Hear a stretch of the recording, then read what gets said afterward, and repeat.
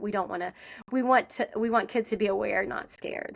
But is there anyone in your life who's making you nervous, anxious, or afraid? So that gets at the anyone. Every time I stand in front of a group of kids and get ready to talk, I think to myself, if I'd had a body safety assembly, if I'd known, if I'd had somebody ask me, is everything okay? Do you feel safe? A lot of doctors and nurses are starting to ask that just with regular checkups. Are you safe in your home? Are you safe in your life? But to ask kids if they need a grown-up's help with anything and to ask them if anyone, but you have to keep asking. Welcome to Conversations with Kristi. I'm Kristi McVie, a former WA police officer, specialist child interviewer and child abuse detective. For years I worked on the front lines investigating child sexual abuse, where I saw the risks, the patterns and most importantly, the ways that we can protect our kids. Now I'm here to share that knowledge with you. This podcast is all about real conversations, giving parents, carers and educators the tools to keep their kids safe, both in person and online. Through survivor stories, expert insights and practical advice, we'll navigate these tough topics together so you feel informed, confident and empowered.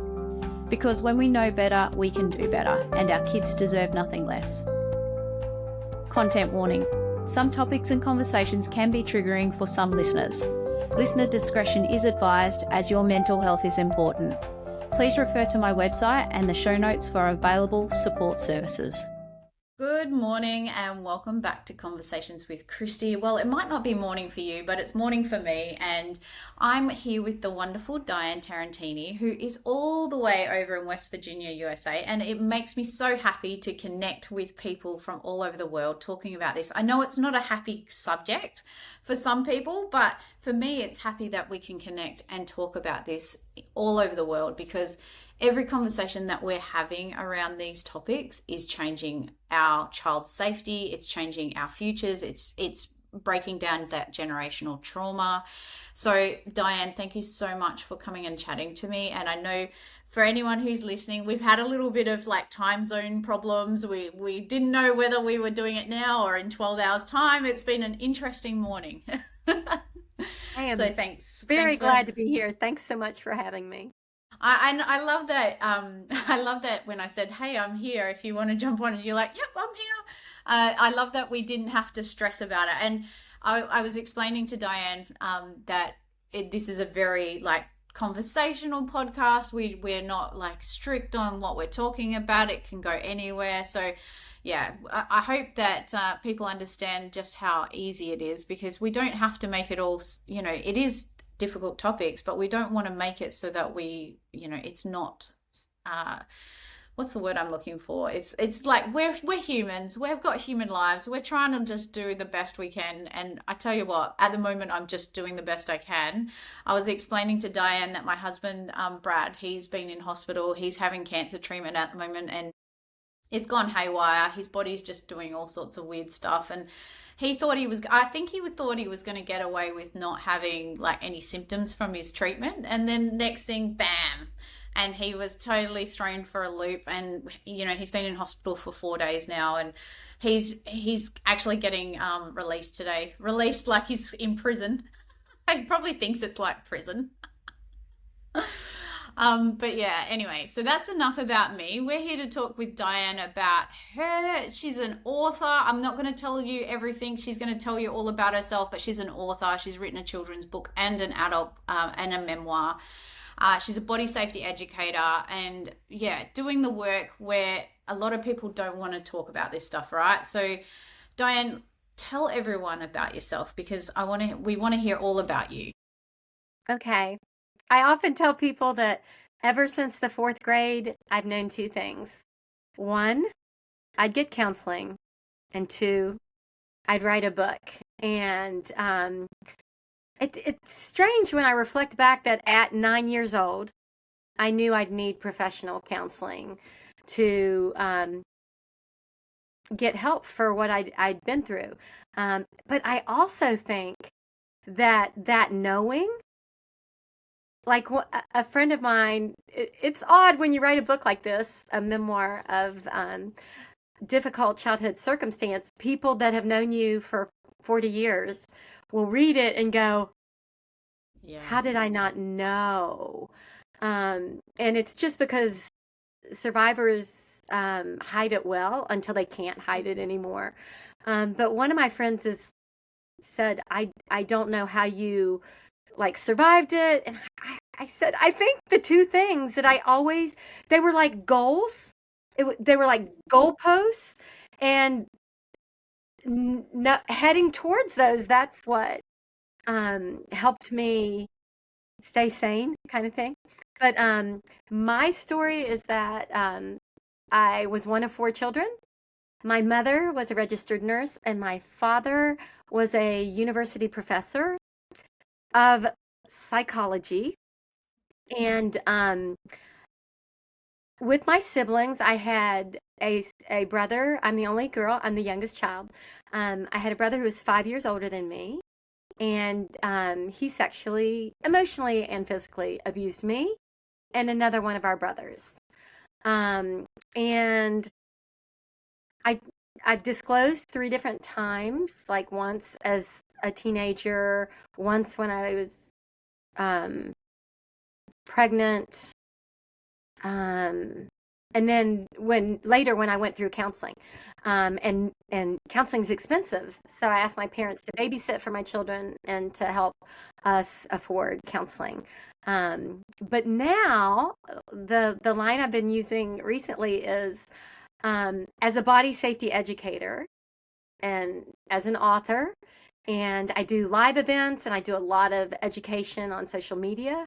It's my goal to make lemonade out of the bitter lemons of my childhood. I don't want it to be for nothing. Not to put pressure on anybody, but if you're built to speak publicly and about hard things, this is a great, it's definitely played a significant part in my healing, to help prevent or help people navigate it if it happens in their family. So yeah, I love that your podcast is called Conversations with Kristi, because my number one child safety tip is to have conversations with your children, or the kids you love, whether whether you're we call them foster parents in the US, or an educator, or a grandparent, just to assure a child there's no dumb questions, there's no topic that's off limits, and I am the safe person that loves you deeply and will get you whatever kind of help you need. um, it's all rooted in conversation, Kristi. That's why no subject should be taboo in your family. No subject, and why we need to have conversations about these topics, because for so long they've been, no, we didn't talk about it. We don't talk about it. I know I've had survivors come to me and say, when they tried to disclose, they were basically told to shut up and don't go there, and so that's why conversations are so vitally important. So yeah, I agree with you. Don't know if you've heard the statistic. I heard it about 2 years ago, and I often tell it. The average age at which a person will disclose that they experienced sexual trauma as a child is 52 years old. What? I haven't heard that stat. So I was 35. I was a really angry mom. I never hit my children, but I yelled a lot. And that's what sent me to the doc and did antidepressants a lot. And then at some point, he was such a dear man. And he just said, sometimes antidepressants are only a band-aid for a deeper problem. Is there a deeper problem? And like So in that true. moment, as a survivor, I had to weigh, I, do I tell the secret I've kept for 3 decades? Um, or do I just keep it hidden? And Yeah. I chose to tell, and that got me into counseling, and that just starts your healing journey. And that's one thing I tell kids in body safety assemblies, when I'm in front of like 300. Do y'all call it middle school? Like when they're like In the middle. 10 to 13 years? No, we don't. But we hear that term a lot from the US, so we do understand that it's like that tween years, like those in Yeah. between years. Yeah, and I've started doing high school, which is more older kids, like 12 to 17. This year, I used to be afraid of them because I literally We've got thought trauma from school. I thought I might get heckled. You know, you see like TV shows where kids are just really Horrible. brutal, and I was worried. But when when any human authentically and honestly tells their story for the benefit of others, like the chit chat stops. Yeah.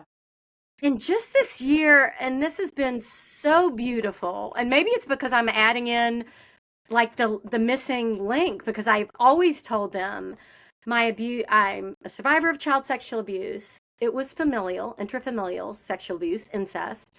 It was peer to peer. It was another kid. And I tell the kids, I look them in their 300 pairs of eyes.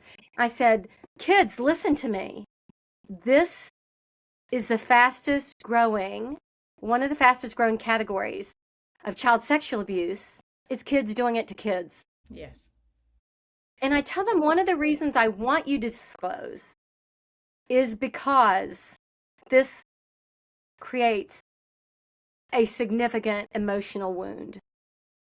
And you are going to need a professional to help you through the anger, resist the urge to self medicate. We see all kinds of ramifications of suicidal ideation. There's a lot of it's so hard to be a young person these days. Yeah. Oh my goodness, yes. And then add on like the trauma and the wound of like being abused in the home by a parent or a sibling or someone in your home that should be keeping you safe should not be doing that, So Yes, yeah, it has lifelong ramifications. it really does. I've done I quote Darkness to Light all the time. Are you familiar with that organization? I love their No. statistics. And they've got a statistic that I use a lot. I think it's an old statistic, and I think it needs to be research needs to be done.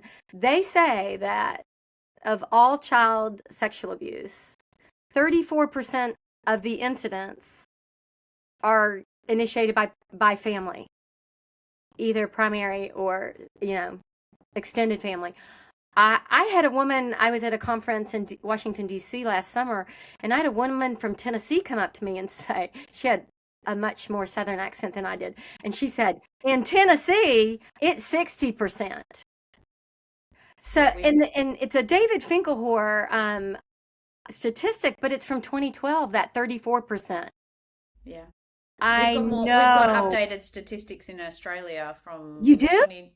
Yeah, so there was a research by the Australian Bureau of Statistics in Australia. And I mean, look, there definitely needs to be more research, but the research showed that for females, for girls, it's 47% of 47% of abuses by a family member, 25% by extended family, 15% by fathers, and 6% by brothers or stepbrothers. Oh my goodness. I'm going to ask you to send me those stats. Yeah, I Um, will. yeah, that's in the peer groups I'm in. I am in one that's nothing but siblings sexual abuse and trauma survivors. But in every other peer group, the most common pairing is father-daughter. Yeah, it's And I know massive. we're not supposed to compare our trauma experiences, but I tell you what, when I think of a father, especially a blood relative father, it's a gut punch to me. I can't imagine that. But then other people are like, "Oh my gosh, it was your brother." Ew, which is what Yeah. the school kids often do, and I just give them Yeah. permission. I'm like, It's it's uncomfortable and it's gross and it's like it it is shouldn't happen but it right. does and Yes. before we started recording I mentioned how we don't in policing, in investigation work, I did have some cases where it was stepbrothers or brothers, but it wasn't usually the parents who were bringing their children to the police station, reporting the abuse. It was either historical, or it was so years gone by when they were an adult and they were reporting it, or if it was in real time when it was actually happening, it was because the victim survivor was actually reporting it and to a safe adult outside of the home, so someone else. And so it would be like a teacher or a coach or a friend's parent or something would report the sibling sexual abuse, and then it would be a mandatory report and police would get involved. But in those cases, parents are like, what do I do? My 15-year-old son is abusing my 10-year-old daughter. Like, what do I do with this? It's a nightmare. And they're quite often they stand with the abuser or the perpetrator because, both children needed support, and the victim's getting support in the fact that they've said something, but the perpetrator, well, why is he doing, and I don't think we actually understand why a lot. Not so much why, but, like you said, it's the growing. I mean, the stats are very up and down, but it's about 30 to 50% of all child sexual abuse is by another child. But every time I talk about it, I get parent after parent telling me that their children are being abused in daycare centers, childcare centers, early childhood education. They're being abused by other children, and we're considering it. We use the terminology harmful sexualized behaviors in Australia as, as an explanation. So a child is harming another child. So, and the thing is that I always put it back to them and say, this is terrible, support your child, but what's happening in that home of that child who's actually doing it? No 5-year-old knows to go and insert things, yes, they can sell. Anyways, like, we're going off track, but I think what it is that we just don't think, parents don't think that we need to educate our children as young as 2 and 3 years old about this stuff and how to educate it. Yeah, we had a school, we did 5 in one day last month, and the school asked us not to talk about sexting with the 5th graders. And we're like, doing it. Or consent. They didn't want us to cover either topic. But consent is in everything. Yeah. Peter Yates talks about this.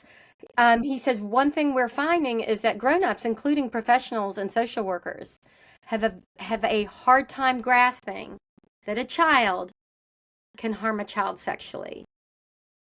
They just believe that little kids are sweet and innocent and wouldn't do anything to anybody's private parts, but it is happening. Especially with the fact that we've got such unrestricted, unsupervised access to the internet with most kids today, and they've got access to seeing adult content that they wouldn't usually see. We've got older siblings and older kids showing things that they see to younger children. They do it to each other because it's what they've seen. It's not like, and also, it gets written off or it gets just dismissed by, it's just kids being kids. No, I'm sorry, it's not kids being kids. Kids don't do this to each other unless they have they've been shown it or seen it. Yeah, I did. I attended Darkness to Light's virtual conference during the pandemic, and it was the first time I'd heard a number higher than 40%. That was the number that I'd always heard as I started being a body safety educator. And then 3 times, in the course of 3 days, they said it could be as high as 70%. So, my first degree at university was journalism, and I have a blog. And so I just did the research to find out why is peer-to-peer child-on-child sexual abuse increasing, and it led me to pornography. And unfortunately, one of the most searched themes on pornographic websites is incest or siblings, or you just have to look at the Pornhub. You just have to look at the Pornhub front page, and it's like sister, brother, mum, daughter, mum, son, father, stepdaughter, or whatever, and so it's just and there's so many of those categories, and it's just well, what if that's what people are seeing, and if that's, And then, you talk about not talking about sexting and not talking about consent, but if this is how our children are learning about sex because we're not talking about it and we're not Right. having those conversations, then Yes. they go to porn and that's what they're seeing. And then I have this theory that we're going to see a massive increase in child exploitation and child abuse because of the unrestricted by Oh, younger men. It's get the age, we used to see dirty old men. They yes. were now we've Yep. got men in their 20s, being charged with having child abuse material on their computers because they're being led there through freaking porn. Yes. I mean, I'm not saying that is like it's not an excuse, but Right. I'm saying that where are we leading our men? Where are we leading our young boys and our men if we're not having these conversations and sharing with them why we Yes. need to be careful what we're consuming and why this is dangerous? There was a source that I used. I thought it was going to be one blog post and it ended up being three, but there was a As it source happens. that I think they interviewed about 1,500 teens, and it was the Common Sense Media Report on Teens and Pornography. And so the first blog post I wrote was, why is your child looking at porn? And sometimes it's a mistake, it just pops up. Sometimes a kid shows it on the bus, but often they're going to it, Kristi, for sex education. Exactly. Because the parents aren't teaching it or talking about it, and the schools aren't teaching it or talking about it. But then you and I know that they get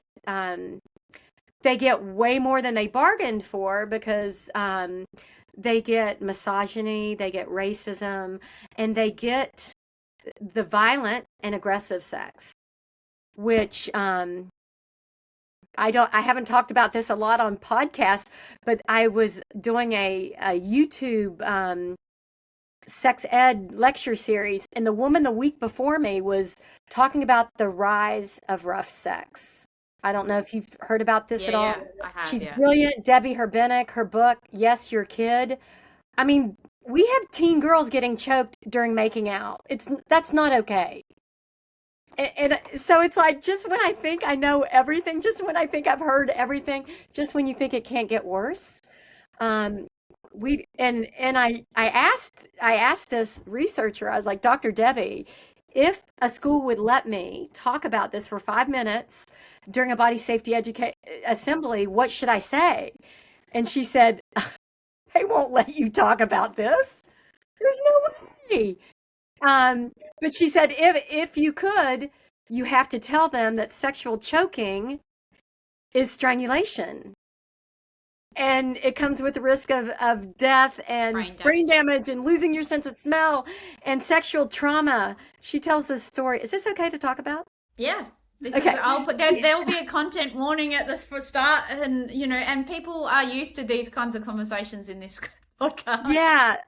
She told one story about a young man in a monogamous relationship being asked by his female partner to be choked, strangled, whatever.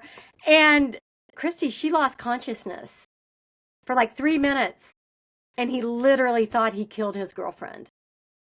And now he has sexual trauma. Like, I don't know if, he probably can't get it up anymore. Right. That's another downside of pornography, right? Like, so many young men have erectile dysfunction. Yeah, and I was just about to say, in my book, just before I left the police, I met an ED nurse in Western Australia, and she was saying that in that week, and I wrote it in my book, that 5 teenage girls had come to the ED with torn anal tears because they had been having anal sex where their partner, which is another teenage boy, didn't know what he was doing, we've got cases in Australia where girls have basically been had to have hysterectomies as teenagers because they've had their whole so we've got cases. We don't even need to keep like going, this is damaging kids. It is damaging kids. It's damaging their future relationships. I had a social worker the other day say to me, she's got a 12-year-old who came to her work because he's got porn addiction. a 12-year-old has got porn addiction, and he is completely petrified that he will never be okay again. And, Oh my goodness. we've got so many issues here. But the reason why we're talking about it is because what we're massively seeing, is an increase in peer-on-peer abuse. And it's definitely because of porn. And when I It first definitely is, started, yes. and I've said this over and over again, when I first started in the police, when we saw children harming other children, peer-on-peer abuse, we naturally assumed that they had been sexually abused, Yes. because we saw that, right? That was in 2010. In 2020, when I left, we were seeing so many cases of peer-on-peer abuse that and when we investigated it, it was because more often than not, it was because of porn. So in 10 years period, we saw such an increase in peer-based abuse. And so this is the thing. If you don't want your children to harm other children, and this is a big statement I'm about to make, people, if you don't want your child to harm other children, first of all, teach them body safety, talk about consent, and talk about pornography before it's too late, because they will, if they see it, and they don't know these things, they may do it to someone else. Yes. Yeah, I spoke, oh my goodness, I spoke at a big Catholic church Oh, last goodness. year, and I do this presentation that's called What Keeps a Body Safety Educator Up at Night. And I talk about Great. sextortion, I talk about child-on-child sexual abuse, and then I actually do talk about the rough sex component. But there was a woman there, she was a licensed counselor. She was there in case anybody was triggered and needed to talk. And she told me that when it's peer-to-peer, that she read a study that 50% of it, or child on child, minor on minor, 50% of the victims are like your same age peer. But then 50% are the little peewees that just happen to be at hand. Like, I want to do what I just saw. I'm going to show it to you, and we're going to video. Like, there's like so many absolutely Well, horrendous scenarios that like CACs and emergency room nurses are hearing. Um, but that was really interesting. I hadn't heard that specific, that so 50% 50%. are kind of same age Yeah. and maybe a date gone bad, or like after, like, have you heard that like the couple hours after school and before mom and dad get home, those are witching hours. It's just lack of supervision. But we can't. Um, I work with organizations. Some organizations are like, equip the kids. And some organizations are like, it is not the kids' job to keep themselves safe. We've got to keep them safe. And I'm like, you guys, we It's a have to both do sides. both. We Yeah. have to do both. I know, Because, and I don't know about you, but I grew up in, like, my parents were like, "See you at dark," yeah, and yes, they'd ring the bell for us to when come the in. lights come on, you need to be back in this house. And so I could have been running a drug ring for all they knew, and they wouldn't know what I was doing during the day. Yes. I mean, and it's only through, and I wasn't, by the way, I was a very, very good girl. I didn't do anything that I wasn't meant to do. I was too scared of my parents. And the thing was, is that we grew up in in that generation where basically we had no supervision, and then when we were parented, it was only when we fucked up, basically. Like, you were yelled at, screamed at, punished, smacked, whatever it was. Today's generation, and so I think that's kind of left us emotionally stunted, because we don't know how to parent. We think that, oh well, do we? Some of us. I'm saying some of us because some of us are like completely the opposite. We're controlling everything because we didn't have any control when we were kids, Yes. or we didn't, or we're just, a lot of parents are now just giving it like hands off. This is what my parents did, so there has to be a little bit, like you said. I get criticized if I don't mention it's not a child's job to, protect themselves. It's not a child's job to protect themselves from child abuse, but we can't leave them with no Yes. idea what's happening to them, Yep. because I talk about it in my social media. Some kids don't even know they're being abused because they've been groomed, and Exactly. they just think that this is normal. And a lot of people, and I'm sure you speak to survivors about this as well, it's not until they become an adult or they become a teen and they realize that wasn't normal. That's not actually what people do, but it was Yes. normal for them as a child. So that's the importance of body safety assemblies, in my opinion, because I believe that when I stand in front of kids and tell them no one, and I've tweaked this recently, no one, not a stranger, not a friend, not a family member, should look at, touch, or take pictures of your bathing suit body parts, your private parts. Because I've got to get the family in there. Yeah. You got to get your, family covers incest, friends covers peer-to-peer, and stranger covers stranger danger, which is really not a thing. Not as much as But I believe that if the abuse is intrafamilial incest and it's caused by an adult, the adult is in the position to world build, to tell you what's right, to tell you what's wrong. All fathers do this. I'm getting you ready for when you get married someday. Or this is just a little game we do. This is what happens in families. And so for me and my partner to stand in front and say it's illegal, it's stinking illegal for a grown-up to do anything of a sexual nature with a child. And now also with peer-to-peer, there can be prosecution depending on where you live. We can re-educate them in the event that they've been taught incorrectly, incorrect values. Well, and that's what perpetrators do. They groom. And kids can even groom each other. So it's not that, it's because they, if we see statistically with the peer-to-peer abuse, harmful sexualized behaviors, the most common age that is harming other children. So if we look at the most common age is the prepubescent, pubescent age. So the 10 to 15-ish age. The most likely victim or the child being harmed is 3 to 9.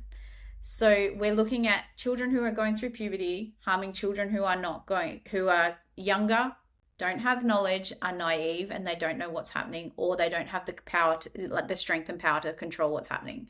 They can't, and then so, if you've got a 10-plus-year-old child saying, and they've seen it, they're going through puberty, they've got those urges. And this is the thing that I want parents to understand, anyone listening to understand. Children don't get to 18 and then all of a sudden I'm a sexual being. Right.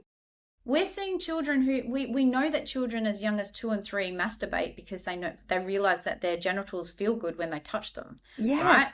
So, and it's not that it's bad, wrong, or anything else. It's that we just need to educate them that this is a private part and we do these things in private, that we don't do it to anyone else and they don't do it to us. Yes. And as they progress, we talk about the fact that, these are, like you said, no one, stranger, peer, or family touches our private parts, takes a video or looks at it. And that's because this is our body and we teach body autonomy. It's not even a thing when you start these conversations at a very young age. It's not even a thing. Kids aren't scared. They're just like, no, my body is my body. And it's a weird thing to comprehend, a child grooming another child. But when I was doing developmental edits to my memoir, I did a deep dive into a whole bunch of emails that my brother, who was also abused, sent me. And I say this in the book, but and I would never give details because I think humans will fill in all those details. So you don't need to get super specific or graphic about abuse. But he tells the story of our older brother saying, if you do this, I'll play flashlight tag with you. See, that's grooming. And it broke my heart. That like gives you a snapshot in time. When you think back, like I was totally in grade school when I was playing flashlight tag. And for that to be the lure, just like to spend time with your big brother, like outside with the fireflies, like that, kids can groom, and some of it is just like instinctive. Well, it's about them getting what they want, so they'll give you what you want. It's about them getting what they want. And whatever And whatever was going through your big brother's mind at that time, he only cared about what he wanted. And so Right. he was only worried about what he wanted. And, what at whatever cost, whatever I need to do to get what I want. And so whether we can't, I don't know the full story of your, since, and I'd love to ask more questions about it, but, you know, whatever reason he had that for doing that and for saying that, he knew what he was doing. He knew Yes. because he was bartering and he was dangling a carrot in front of him. So that is intent. Yeah, that's another thing. Gosh, I this fabulous developmental editor. I interviewed three and I picked one. She was an American living in France. And I did Zooms with the three of them and then picked the one who I thought would do the best job. And she said, I know my mother's a survivor. She's never told me much. And I feel like this project would help me understand more. And she goes, and I have so many psychotherapists in my family. I think it might come in handy, like if you need somebody to weigh in on something. Um, but as she ended up sending me like 30 different questions, which in writing we call those are the gaps, right? Right to the gaps. Like you literally have someone telling you, you forgot to say this. I need to know more about this. How old were you here? And I realized that and it's kind of goes without saying, but I wasn't just me and my brother weren't just sexually abused. We were also emotionally abused, just bullied like you wouldn't believe, and physically abused, just like. And there's a scene in my book, and it's verbatim from an email my um, fellow abuser brother wrote me that like there was a time when our brother who was so powerful and like just full of himself and anger and energy, like was chasing my brother and just beating the crap out of him and ended up in the living room at my mom's feet as she's smoking her cigarette and watching her soap opera and drinking her diet pop and she doesn't do anything. And I had this I I literally like opened up a tab and said, "Can domestic violence be between siblings?" Yes, it Because can. I thought you think of intimate partner violence. Yeah. You think of the husband and wife, the boyfriend and girlfriend, the Yeah. mom and stepdad. And of course I got it absolutely Yeah. it's in the domestic situation. It it can be it But you can didn't be it didn't siblings. occur to you till then, did it? It didn't occur to me. And another thing, oh my gosh, I was like, if my parents didn't stop the violence, that's neglect. It is. So many issues there. And And it's like, why? Why we're didn't like your middle parents do class anything? America. My dad had 3 degrees, like one from Harvard, a PhD in psychology. And that's a myth that needs to be busted right there, that this kind of stuff only happens in poor families I or know. um Low socioeconomic uneducated. or uneducated. I know. And I actually, so two things to all of that. I actually have been quoted as saying, generally, the worst people who to deal with these situations are teachers and educators. Like because that I think they have so like they literally they either they just check out. I think your parents checked out. Yeah. Oh yeah. You Oh well, yeah. So my mom had bipolar disorder and she was like yeah, she did a couple stints in the hospital and then later when my dad passed, it was me that was admitting her to the psych ward. And then my dad was I loved him so much, had him on a pedestal, but he was emotionally unavailable. He worked, ate dinner, and then went down in the basement and did his hobby. yeah. Well, Yeah. yeah, emotionally unavailable is, and I mean, sadly, because there's so much trauma around this, we're seeing another generation of emotionally unavailable parents now because we've got devices. And look, I don't want to get into the whole device thing, but Yes. we can now check out with a phone. Our parents checked out with drugs, alcohol, and drinking, and and not like don't the words I used to hear was don't annoy your father. Oh yeah. Don't go and annoy your father. Like there was no, and not, and like I love my dad to pieces. He's a beautiful human. I'm sure like my Yeah. dad's on a pedestal as well. But he was emotionally checked out. So was my mum. So was my stepmom. So was like all of the adults around us were checked out, and they checked out through substance abuse or through hobbies or through soap operas or watching the Yeah. news around the Yep. dinner table instead of turning it off, and like they just didn't connect with their kids. Yes. And now we've got a different generation who are doing a similar thing. Some of us are working really hard to break that cycle, but we've got a whole nother generation of parents who are checking out through another reason. And that's because we don't talk about trauma enough. And your dad should have known better. So, yeah, I tell people that like his PhD was in psychometrics, which is psychological testing. So he wasn't steeped in therapy Okay. and counseling. Yeah, He but he would was have like done more on the some of research that. side. Huh? He would have You done would some of think. that in Yeah. one of those degrees. Yeah, it is ironic. Yes, it did. It's I occurred just to don't me a think. lot of times that it's quite ironic that my dad was a psychology professor and we were so incredibly dysfunctional as a family.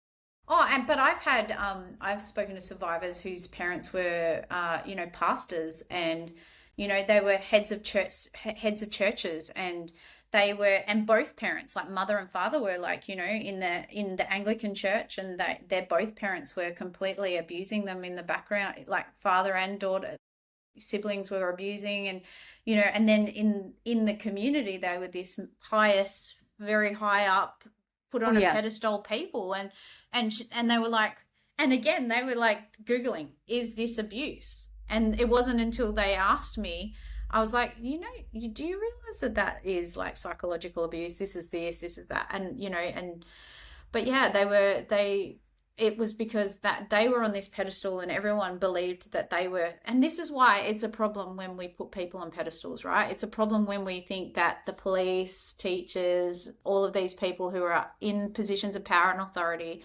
are actually that we shouldn't question them. Yes.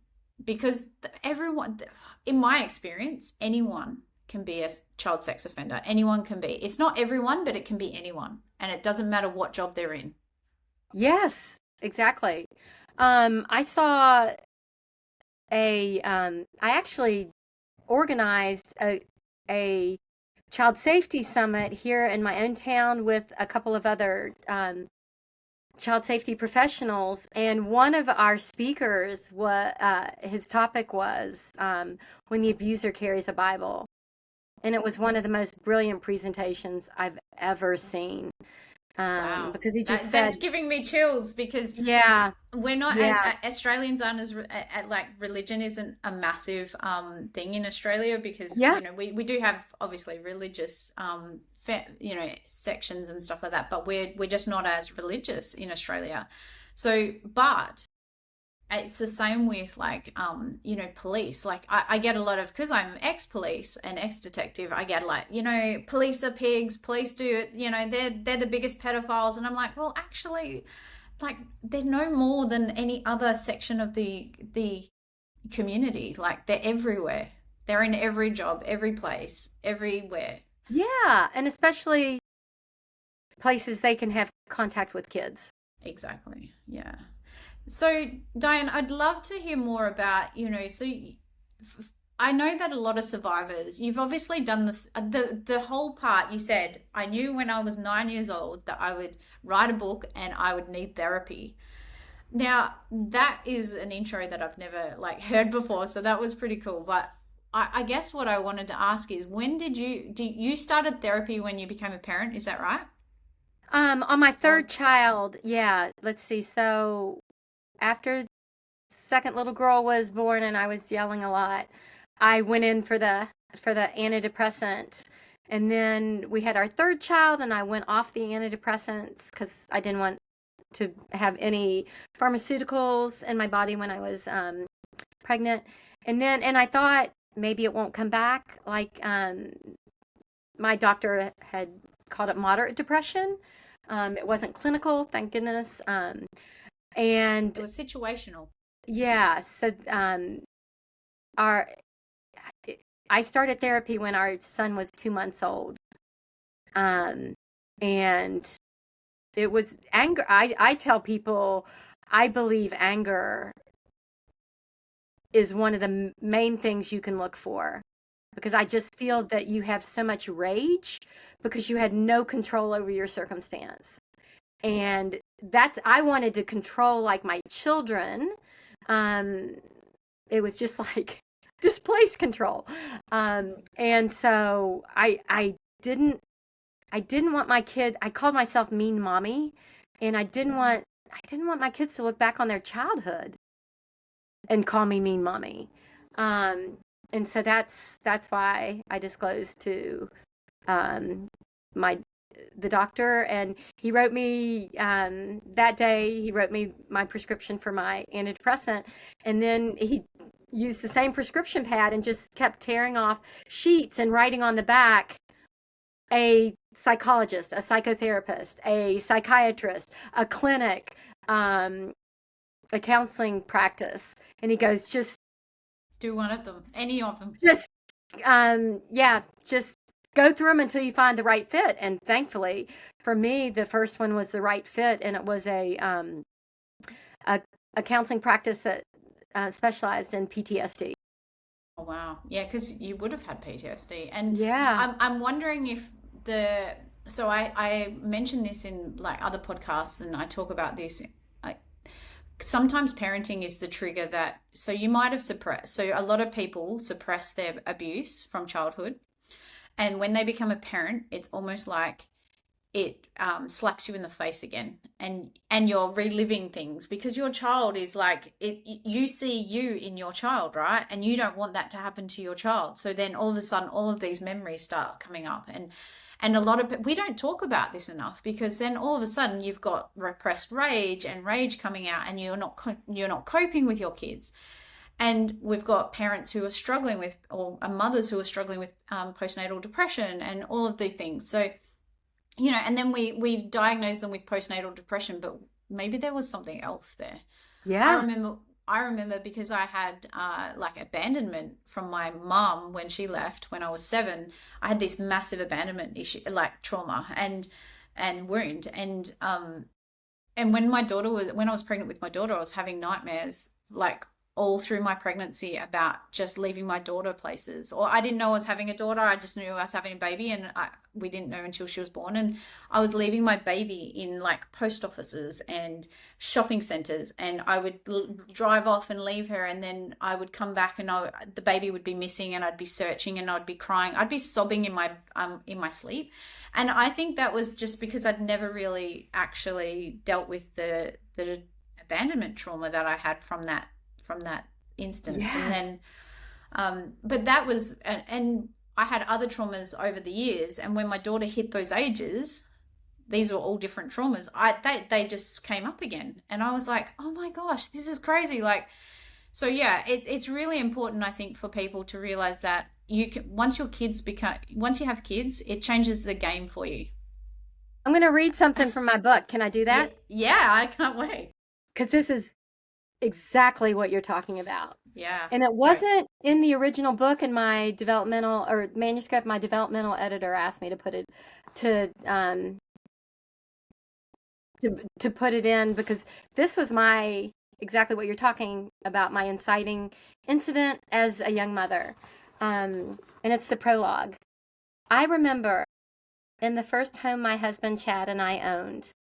The year was 1993. Our firstborn child would soon turn 2. I just lifted her from the bath and patted her dry.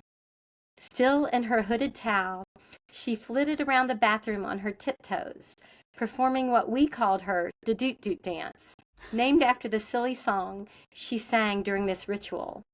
All damp, velvety innocence in the steam-filled bathroom. My stare became a squint, then a grimace as a thought came suddenly to mind. A knowing this is what I looked like when it began. My body boasted no curves, no breasts, no hips, no hair anywhere other than on my head. I was only a little girl when my older brother began sneaking into my room at night. So that was 93, and I squashed it until the year 2000, like 2000 is when I disclosed to my doctor. So even though you had that mama bear moment, it it takes so much courage to ask for help. And I knew, like, part of the reason, like, there were times I just said, it's going to be too scary. I can't do it right now. It's going to be expensive. I can't do it right now. I don't have the time and energy. I mean, like, you've done counseling and all that stuff, right? Yeah. For my whole You life. know, it takes it takes a time commitment, and It takes it is bravery as hard, well. and it's expensive. And I remember not wanting to be hypnotized because I was afraid that I'd recover stuff I didn't know, and I never was. Um, I had I think EMDR when it very first started, but I didn't want, I felt like my brain, there's that Jack Nicholson and Tom Cruise movie where Jack Nicholson says, "You can't handle the truth."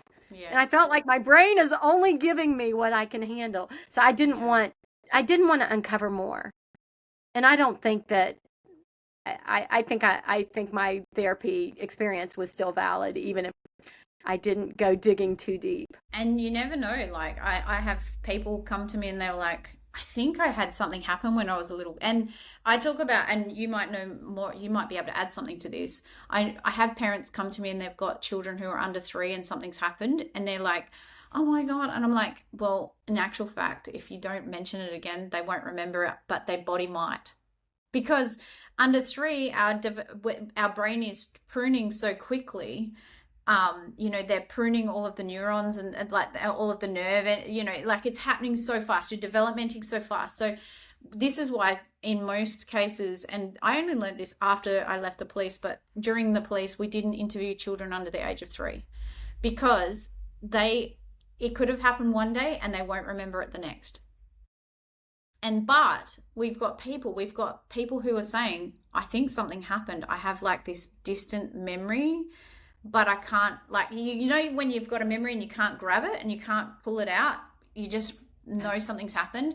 And so, Yes. sadly, a lot of parents are like, what do I do about the fact that, and I'm like, well, first of all, they will probably forget as long as you don't keep reminding them, and you give them love, support, and everything that they need. But mind you, it might come out in behavior, it might come out in other ways, so it's just so hard for and yeah, it's just, and that's only when it's a one-off incident or something, like in Yes. a childcare center or stuff. But it is really hard because the body always remembers. I'm sure, like for Body you, keeps the score. the body keeps the score. Everything that happens in our lifetime, if we don't heal, when I left the police with PTSD, my doctor wanted to medicate me for anxiety and depression and everything like that, and I just kept saying I need to feel it to heal it. And I was so there was so many bad days, and I just kept saying I need to get through this to get to the other side. Like I don't know what kept me going, because I was like ready to give up at some stages. I was thought the world's better off without me. All of those things that you feel when you're going through like severe trauma and severe depression, etc. But I think that's the thing that we need, whatever you need to do to get through. But at the end of the day, you still have to go through it. Yep. You Yep. can't just bypass it. You can't go around it. You can't go under it or over it. You have to go through it. And so, however you need to do it, like going to therapy, I've been going to therapy my whole adult life, and and on and off, like you. Sometimes you can't afford it. Sometimes you have to have a big break between it. But it's the best thing that I've ever done, because it's got me to where I am today, where I can talk about stuff and I can be here for other people and I can be here for my own family. I've heard so many people talking about, like, getting these miracle breakthroughs with EMDR. And I, like, didn't have that. But it was at the very, very beginning. She would do the finger wag and she would videotape me. And she told me to watch it when I never did. I just kept the videotapes in a box in the basement. I never watched them. Um, But now that people are saying like what a great experience they're having with EMDR, I've thought I want to Maybe go you should go back back. to do a check-in. Yeah. Yeah. Um, They have this like little device now. that's what I've heard. I know. Yeah, And so you were right at the cutting edge of I EMDR was. therapy. Just for Yeah. anyone listening who hasn't heard, because a lot of people still don't know about EMDR therapy. What is it about? Like, what is it meant to do? Okay. As I understand it, as it was explained to me, when you experience trauma, it resides in one part of your brain. And in order to get to the other side, you have to process it. And like my lady would do her finger and you'd focus on it. And some people I think have used a metronome, swinging a baseball bat for little athletic boys and girls. Um, and then you're supposed to recall one of the incidents and describe it. And that is helping the trauma cross to the other side of the brain, um, like to Yeah. digest it. It's not like this. Am I describing it right? Is that what EMDR is? It just helps Well, it's the trauma go from it's left to to do right. with so it's to do with the fact that, and my daughter's had it actually because she had a trauma that happened from seeing our cat get run over. And yeah, our cat, and she was only 5 at the time, and she saw it was right in front of us. And then every time she saw like a animal on the side of the road that had been hit by a car or anything, she was like having this, and she was getting closer to getting her license. And I was really Oh, worried that wow. she would like freak out if something ran out in front of her. So we went and saw, she's been seeing a therapist since she was a young kid as well, for just because sometimes we need someone to talk to that isn't our family and doesn't give us their opinions. And anyway, so she went to this did this EMDR, and honestly, it switches off the emotion. So basically, it because there's emotion attached to the memory. And so what it does is it helps the body release the emotion attached to the memory. So the memory's there without the emotion attached to it. And I'm not sure, it's got to do with the eye movement, and that's why you were following the finger. But now they use like little things in your hands, and it's basically sending a electric current through your body from one side to the other, and that's, you recall the memory, and it basically switches off the connection, like it undoes the neuron that connects the memory to the emotion, something like that. Oh, I might be doing a disservice. If I have, please put it in the comments, maybe go Google it. But it is for some people, you're if it's a one-off incident, or it doesn't work with complex trauma. So it doesn't work with massive amounts of trauma. If you can pinpoint one incident. For instance, I've got complex trauma from vicarious trauma, lots and lots and lots and lots and lots of oh, memories. wow. So, but it will work for my daughter who had that one memory that was Wow. creating trauma. If you have one particular memory that is the one that you get really emotional over, it'll work. I would just recommend trying it. It's not something you shouldn't try. Yeah. Yeah. I definitely Because want I to do think it now. for survivors, the most frustrating part of all of this stuff is the hold it has over you, right? Like it can stop you in your tracks from doing and living your best life. So if you can if you could get rid of all of the emotion behind it, then maybe you could get on with doing what you want to do. Yeah, so it's interesting. My brother, who was also abused, has never had therapy. And we're no contact at the moment because he went back into relationship with our brother who caused harm. So um he had the difficult childhood, and then he had a terrible marriage.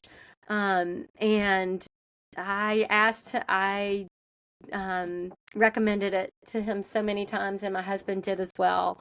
But he never did it, and it's just it's just clear to me, just through that one example, how um, harm what a bad idea it is to not get help for an emotional trauma.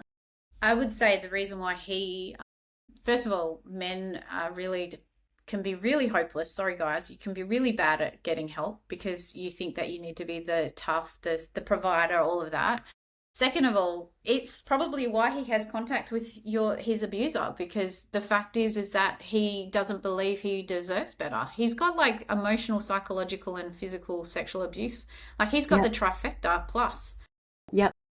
So he has all of this, all of this connection to that, like he hasn't been able to pull apart and see that he wasn't he's probably got some form of guilt around it. Like there'll be so many things going on, and that's the hard part about sexual abuse, no matter who is your abuser.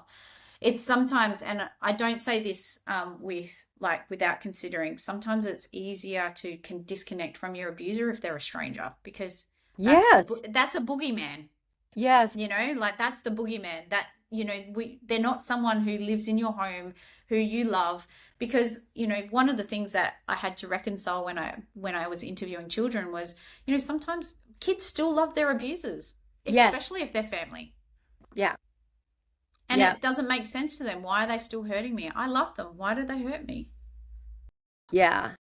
Yeah. That's, gosh, there was someone on social media who said, like, implied that, sibling or child sexual abuse at the hands of a cousin is similar to sibling sexual abuse. And I had someone explain to me, when it's your cousin goes home to their house and their parents. And as a family and a survivor, you can hate them and despise them in a way that you can't when it's your own sibling, when it's your own child that just blew up your family. And the complex like the sitting across the dinner table from your abuser for a solid decade. It's just I can't remember when I heard about the concept of complex trauma. Like, do you have a good definition of that, Kristi? No. And I mean, complex trauma to me, from just the term, is basically, it's not just one incident, it's multiple Yes. over time. Yes. It's not easily definable, because a lot of this is the thing, right? When when it can be years that and in your case, years that you're being abused by your person, by your perpetrator. It can be over a massive amount of time. That in itself is a trauma. And, not to mention every incident that it happened that you can remember. Yeah. And sometimes when I was interviewing children and survivors, they blur together. You don't remember the incidents. Yeah. When you were sitting here saying you've got to think of one incident, and I'm like, they blur together. I can't. It just becomes memory. And it's your brain's way of protecting you. If you had to remember the hundreds of times you're abused, then your brain would probably shut down and you wouldn't be functioning. So in order for you to be functioning, it has to protect you disassociate when it's happening. Your brain stops memorizing the memories. Like, it just basically is protecting you, and that's what your brain does, and it's there to protect you. And it's really hard. I know, I take my hat off to you to be a survivor in this space and to do this work, because a lot of people are struggling to even be able to verbalize what's happened to them. The fact that you can so openly and honestly and clearly talk about it. So I guess my last question for you is what, other than the therapy, what was writing? You've written a kids book. Tell us about the kids book, and then maybe give us some little tips for parents, because I think if anyone's a parent listening and they're worried, people aren't generally worried about their children harming each other, but maybe give some tips around, first of all, how to have a conversation with your kids about it. I've got lots of ideas. This is a children's book, The Brave Knight. It's probably backwards, maybe to y'all. No, it's great. And the person who got me started in body safety education, I literally cold called him on Facebook. I said I knew enough about his his nonprofit to know that they always use a survivor in body safety assemblies because children will often disclose to someone with similar lived experience. Right. So I said, I love kids, which could be creepy to say in this industry. I love kids. I have 3 grown ones. I'm comfortable speaking in front of large groups of adults or kids, and I'm a survivor. So I started shadowing their team. And about 6 months in, he said, and I have an MFA in creative nonfiction. Like, nonfiction is my jam. You don't have to plot. Um, but he said, could you, in a non-threatening way, teach kids what grooming is, the process a sexual predator will use to gain the trust of a potential victim and sometimes their family? And I said, I'll think about it. And then in less than a week, I woke up with the idea fully formed in my mind. It's a fairy tale. It's a young girl and a dragon who are best friends until they're not. And so the dragon does classic grooming behavior, isolates, has gives gifts, has the child take physical risk or break the parents' rules, has a turn at one point when they are not so nice anymore. But anyway, the book is great. It was a group in my state bought 7,000 copies of the book to give to every foster child, because foster kids are more at risk than Yes. children in traditional homes. So that was really cool to write. I thought the memoir would be the first book. But then, You um, just had to, kids needed it more than your memoir needed to be birthed, I guess. yeah. So it's had a people love it. And then I wrote the memoir. The thing about the memoir, and a lot of people that I know who have written memoirs, um, it often takes over 10 years. It does. Yeah, a long time. To keep all the notes and to organize the notes and to learn how to write. So it took 10 years to get the memoir out. But I was speaking there's a fantastic organization called Five Waves. Um, they're the premier organization for sibling sexual abuse and trauma. Whether you're a survivor or going through it right now, or a person who caused harm, or parents, or professionals working in child safety, or law enforcement, they've got lots of resources. And we were just having a conversation recently. They love that I'm a body safety educator and that I'm talking about this. And I threw out 2 questions that I recommend parents ask kids on a regular basis. And they're like, those are really good questions. So the first one is there anything in your life that you need a grown-up's help with?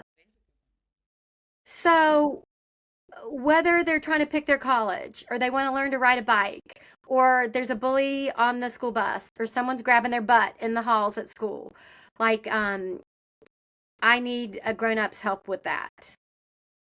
So that's a thing. And that question it's going to make you closer to your child because you're going to get a glimpse into their world of what their struggles are. And then the other question that I also want parents to ask, and you could alternate these like every other week or once a month, like you don't have to be heavy-handed about it. We want kids to be aware, not scared. But is there anyone in your life who's making you nervous, anxious, or afraid? So that gets at the anyone.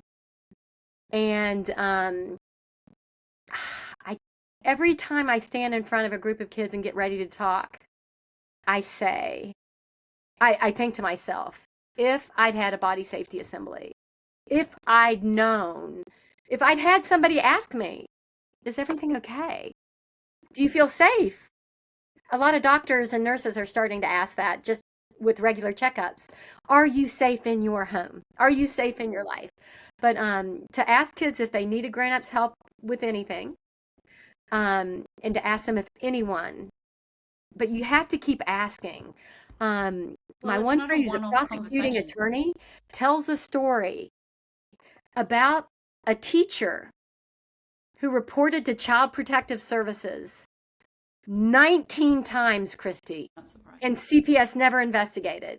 because it sounded outlandish.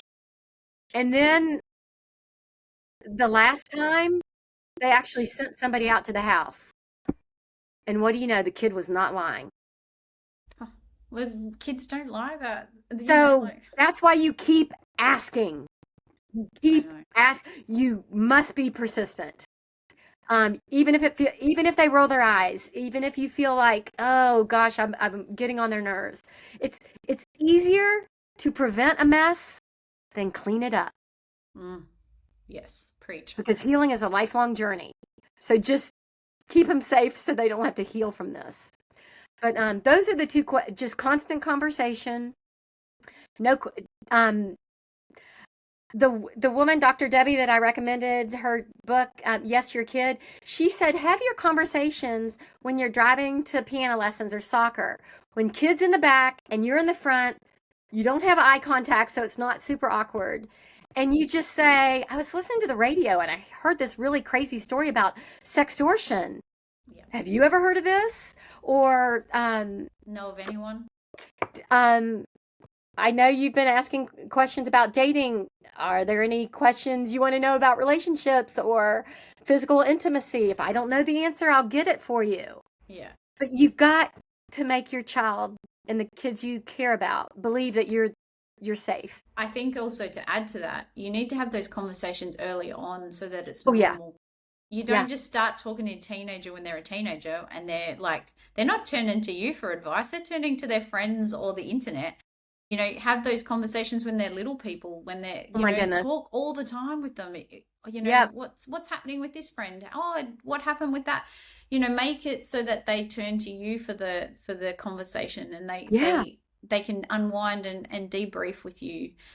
One of the best times that I loved talking to my daughter was when we were in bed at night, having a cuddle and reading the book, and we'd talk about different stuff. I mean, sometimes, when she was young, it was really early on, and then I got mum time afterwards. But as a teenager, sometimes this happens at 11 o'clock at night, and I'm like, Yes. Take it when you can get it. Yep. yeah, yeah, like halfway rolling your eyes, going, "Oh, why'd you wait till now?" But this is when they feel safe to talk, and they need to talk. So I 150% agree with you. And I'm so glad that other people are saying in the car. That's when I had all my big conversations. And actually, I had my daughter's having some, like, she's final year of school. So, it's a big year. And I said to her, can we talk about this? And she said, well, can we go for a drive? And so she wanted to go for it. She goes, I like having my big conversations in the car. That's amazing. She's telling you what she wants. That's a beautiful thing. But Yeah. that's really interesting. I wonder if it was the side by side is easier It's calm and relationally. peaceful. Yeah, I think it's just calming and peaceful. Like, we do a lot of talking in bed, but we never sit across from each other to talk about big things. That's Never. fascinating. Yeah. Always And side body by safety side. books. Yeah, there's so many great body safety books. On the topic of pornography, are you familiar with Good Pictures, Bad Pictures? Yeah, yeah, yeah. Yeah, I was on a panel with Kristen Jensen last summer. The And there's a go-to for book this. for teens and a book for little people. It's the best. It's the best. Also, we just need to also be mindful when we're having conversations with our kids, good and bad. Sometimes, like, can make kids feel ashamed, so it can be safe and unsafe. Like, we can use that language as well. I think that's Yes. really Oh, important. yeah. Yeah. This was for pictures, but you're right. We've stopped saying good touch, bad touch. It's safe touch, unsafe touch. Yeah, Yes. and Because it can feel good sometimes. exactly, and it's confusing. I mean, look, there's, as long as we're taught, and this is the other thing I'd say you would agree with. It's not about what you're saying, it's about how you say it. If you're calm, you're peaceful. If you're Yes. stumbling over your words saying, "Oh my gosh, mummy doesn't actually know how to say this because no one talked to her about that, but I'm trying, it's really important. Maybe you can help me out here." Like, just be Yes. human about it. We don't have to be perfect. We just have to try. Yeah. Even like when you're receiving a disclosure, and you know this, you can't have the shock and awe face on. No, You kind cannot. of have to just like receive it and be that calm presence. You can't say I'm going to kill them, because they might love the person who's harming them. Yeah, you just have. You're right. So the same demeanor when you're receiving a disclosure or when you're talking about big topics is just Yeah. open and honest As and best you can measured. be. And if Yeah.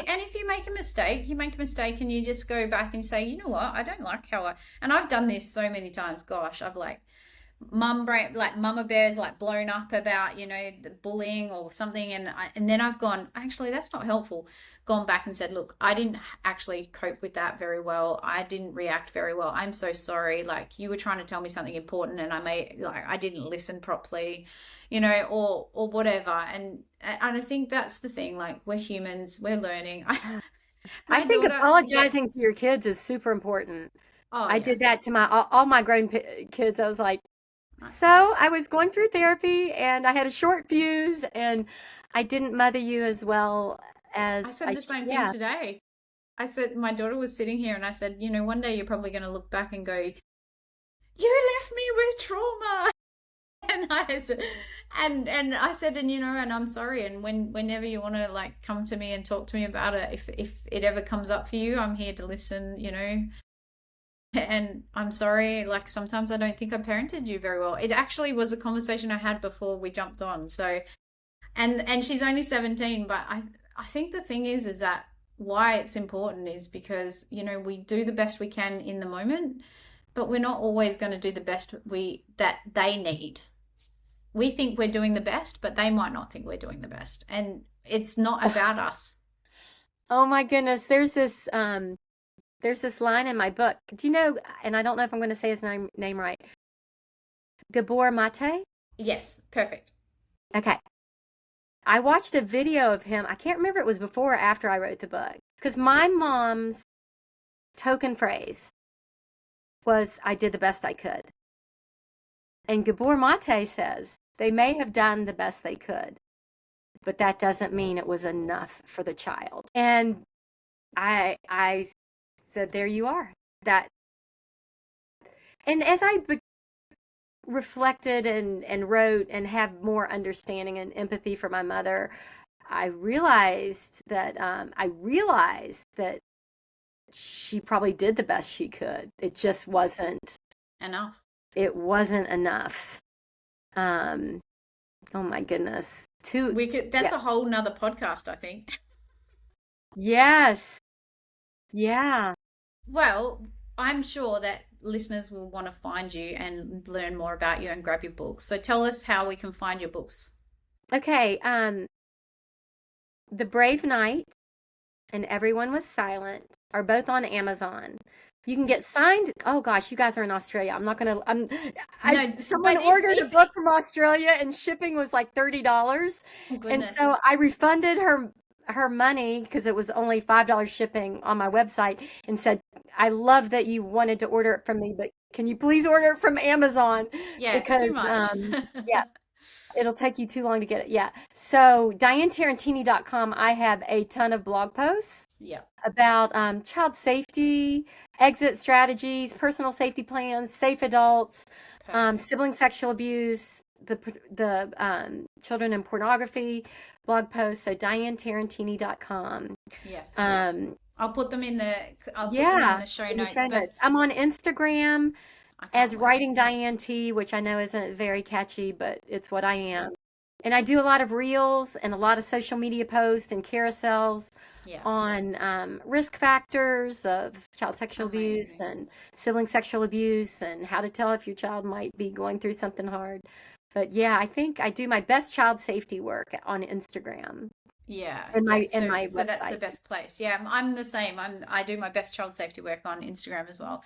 But I'm first of all, what an amazing conversation we've had. Oh my gosh, I It's love you so much. I want to be, yeah, I want to be able to I have coffee with you once a month. love you. Well, we'll talk about that. But yeah, we will make sure that everything's in the show notes and people can find you. And I think, Diane, I would love to keep in touch and we can talk about these topics again, or more about these topics, because I think from your experience, plus your lived experience, as well as your work experience, you've got so much to share with parents and with people, and it's really important. And this is a topic that, it's a hard topic to talk about, sibling sexual abuse, but it's a very important topic. It's not the only topic you talk about, but you know what I Right. mean. And Yeah. Yeah, and I would highly recommend anyone listening to go and get your memoir, especially that first bit. I just about burst into tears. I've heard many, many stories like that, but the way you just wrote that and just like expressed what you, yeah, left me like goosebumps. And I'm I, working on the audiobook, and are my, you? yeah, It's my so much audio, fun. my sound engineer is stepped away for a little while. I need to get back in touch with him to see. It's, yeah, I think it's going to be great.